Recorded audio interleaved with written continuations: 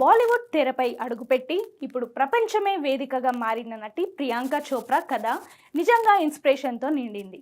Miss world కిరీటంతో మొదలైన ఆమె ప్రయాణం బాలీవుడ్లో స్టార్డమ్కి, అక్కడి నుంచి హాలీవుడ్ గ్లోబల్ ఐడెంటిటీకి తీసుకెళ్లింది.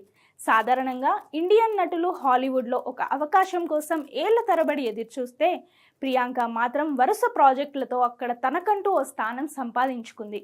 వెబ్ సిరీస్ల నుంచి భారీ బడ్జెట్ సినిమాల వరకు ప్రతి పాత్రలో కొత్త కోణం చూపిస్తూ వెస్ట్రన్ ప్రేక్షకుల్ని ఆకట్టుకుంది.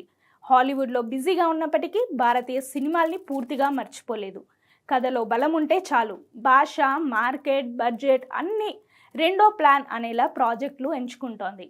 ఆమె సినిమాలు ఇండియాలో గ్రాండ్ రిలీజ్ కావడం వల్ల ఇక్కడి అభిమానులతో కనెక్షన్ ఇంకా బలంగానే ఉంది.